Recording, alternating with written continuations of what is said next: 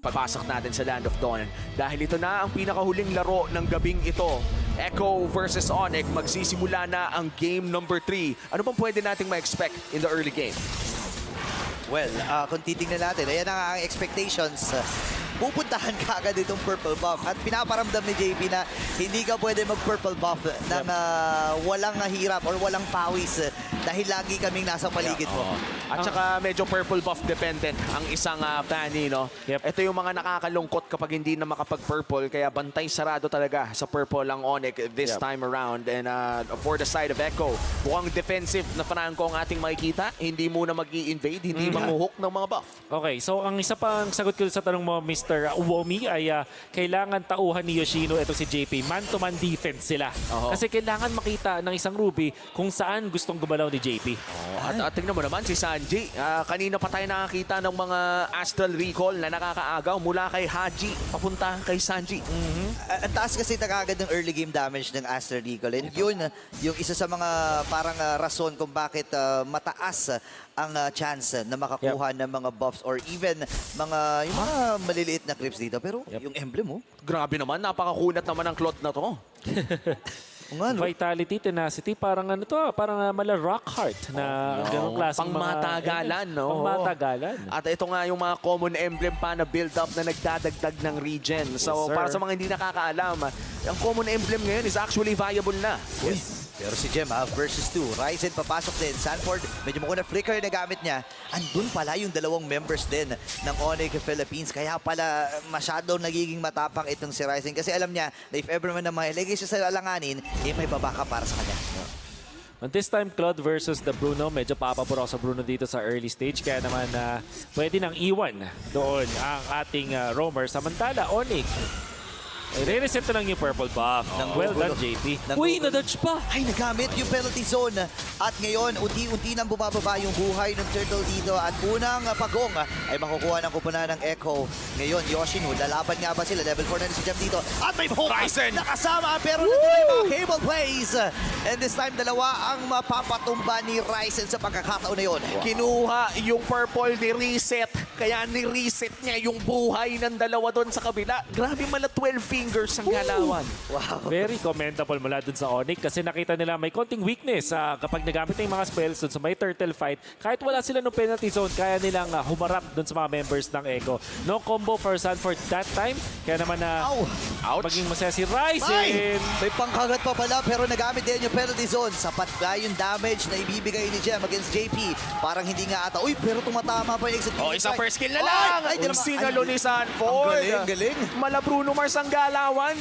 Catch a grenade. For ya. Gusto ko yung in-explain mo talaga pero tama ka dyan. Wala Bruno Mars nga naman talaga yung galawan doon. And now Echo ay nakabalik na at sinasabi natin na importante para sa side ng Echo yung damage output ni Sanford at exactly yun yung reason kung paano nila na-punish si Ryzen. And medyo nag-overstay ata ng low HP si Ryzen doon. Yes, sir. Kung kaya't nakakuha ng kill ang Echo. Check natin ang item build so far. Hatid ng FWD Life Insurance. Haastos rush talaga ang mga Bruno ngayon, no? Yep. Very cheap item sa ngayon at kayang-kayang ipanalo yung early game. Dahil doon, syempre, pasok na rin talaga sa playstyle ni Benny Cutie. And the Bruno, most importantly, kasi nga naman, nagbibigay na siya ng 20% na crit chance. At napakataas nun. Yeah, and isa pa doon is syempre yung regeneration na makukuha mo or yung tawag dito yung lifesteal na makukuha mo kasakada hampas. And sa ngayon, Echo nasa magandang position even though na mas mataas ang kill score dito ng Onyx. Tignan mo, piso nga yun lamang ng Onyx dito. Nag-ano lang, patalon-talon lang. And right now, I'm still thinking, kaya tayo makakita ng isang malupitang Ruby play. Kasi minsan lang natin napapansin ang mga Ruby in MPL Philippines. Yeah, pero isusuko na nila at nagpakita na rin naman ng Onyx. Pero masyadong malalim at si Super Friends ang namatay doon. Pero nandun na yung flicker! Don't run Wolf King! Pero may ipit pa si Yoshi na mapapaflicker siya. Oh no! With a sliver HP! Pero hindi sa likod at si Ryzen! Oh my gosh! May follow-up pa pala wala kay Sanford Flicker! Andun yung Landshaker! And this time, hindi siya tatamaan doon. Pero si Nets mapapa-BMI. Delikado ata ang kanyang posisyon dito. Apat ang member mula sa Echo. At ang Echo ngayon Talagang gigil na gigil makabawi. Yun ang literal, no? Mala orca ang galawan. Kinorner ng 4 na killer whales, man. Uy. Pero hindi pa ata tapos. Ay! Naka-flicker din si Super Prince. Magandang bawi para sa kanila, Ops, pero hindi pa pala tapos. Wow, good TZ ay punish. mamamatay. Very good punish and medyo konting slip up mula ito kay RTZ na napakalalim dun sa laban na yon. But I have to say, Onyx, tinry nilang i-go yung bottom lane under the turret. At tandaan natin, gold lane pa yun. In fact, wala pang 5 minutes. So meron pang outer turret and shields. Every time na may ganun, minus 25% damage yung ititake ng mga members ng Echo. Kaya naman, nagmukhang makunat yung mga hero nila kahit ginosin na sila ng sobrang daming players mula sa Onyx.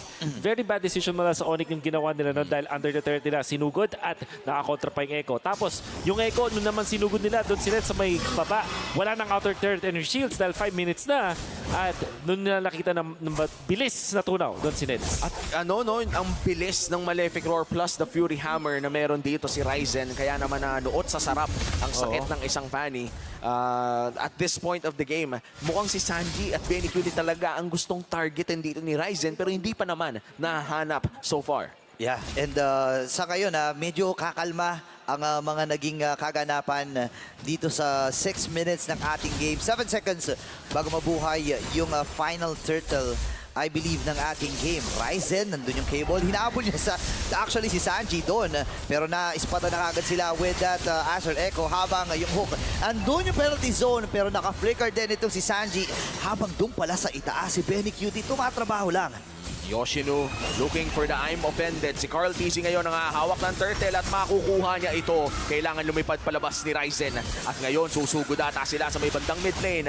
At napakabilis po ng kanyang paglipad. Hindi ko na nahabol pa. Grabe yung mga cable plays na ginagawa ni Ryzen dito. Magandang attempt, magandang effort para sa kanya.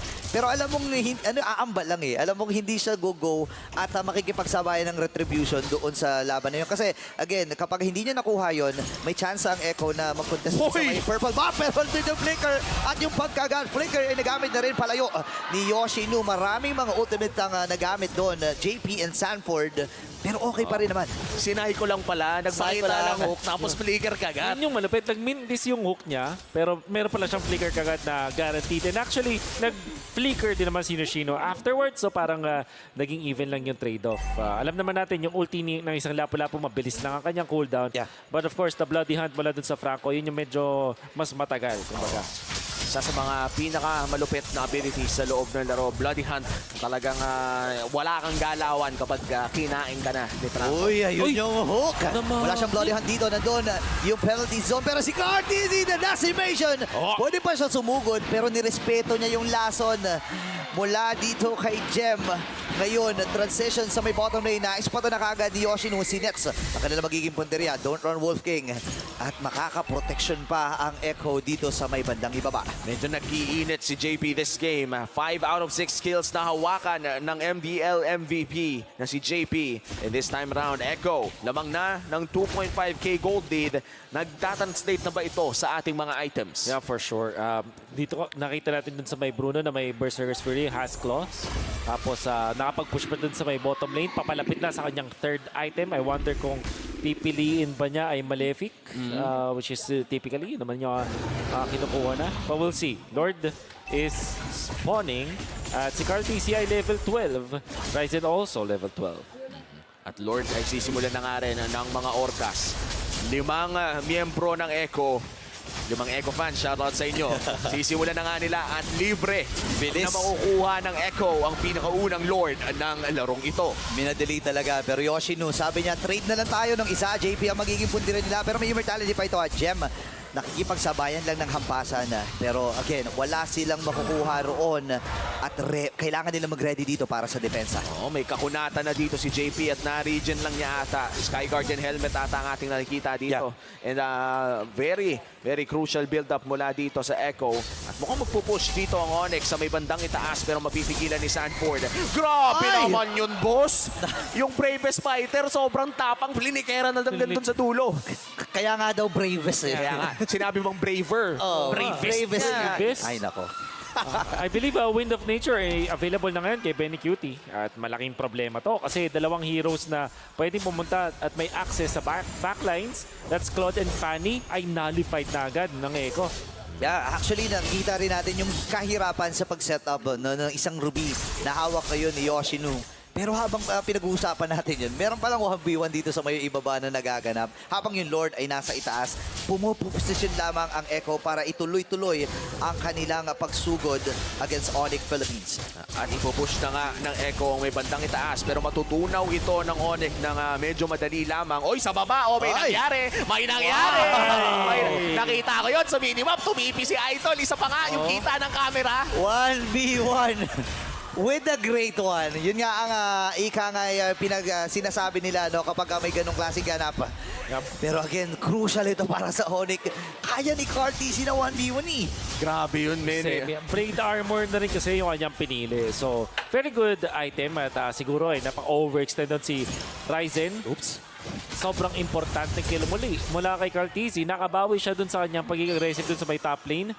Sa blade armor pickup mula dun sa ating Martis ay nagiging problema na. At alam naman natin kapag Claude yung katapat nyo, maganda meron kayong 1 or 2 or kahit tatlo nga na blade armor, di ba? Para pwede nyo saluhin yung ulti ni Claude. Tsaka at this point, no, yung mga blade armor na yun, pasakit lamang ng pasakit kasi habang tumatagal ang larong ito ay sumasakit ng Claude. So, yung value ng blade armor ay talagang tumataas din. Naalala ko tuloy yung mga nagbe-vengeance kapag may Claude.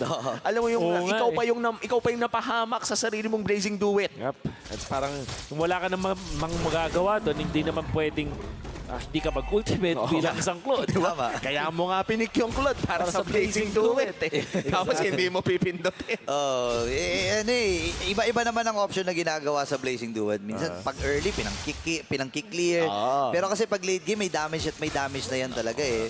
Kailangan talaga at proper itemization ng ating nakikita mula sa Echo. Alam nila na kahit lamang sila ng 6,000 ay threat pa rin dito si Nets. Nakita naman natin kung ano ang kaya niyang gawin in game number 1. But this time around, 6K na ang kalamangan ng Echo. Respectable gold lead at sisimulan na nga rin nila ang Luminous Lord. Wina 1v1 lang dito ni Benny Cutie yung Lord eh. Uy, pero Ito may damage si Sanji.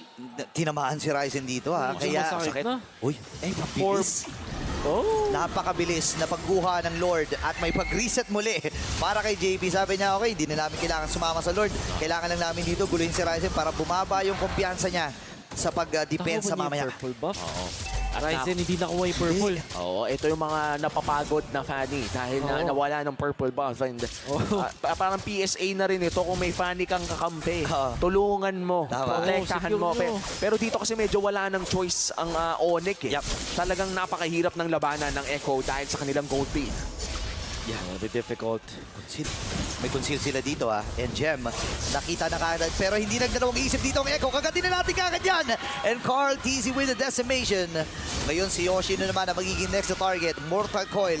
Ryzen dito ay lalayo na rin. Medyo mababa yung kanyang energy. Lord na Luminous ay nasa may bandang itaas. Level 2 Lord Ladder ay nasa bandang itaas. Ngayon, JP and the rest of the members mula dito. Si Ryzen! Pinagsisipa mula kay Benny Cutie at ito na ang pagsugod mula sa mga Orcas. Pwede ba sila mag-base lock dito? Yoshino, 1, 2, 3, 4 na hampas. Pero buhay pa rin sila. May available ang mga minions dito at si Benny Cutie at ang buong Orcas ang magwawagi sa seri na ito. Reverse sweep complete. And that winning moment is brought to you by your official sponsor, FWD Life Insurance. Napakaganda ng ginawa ng Echo in that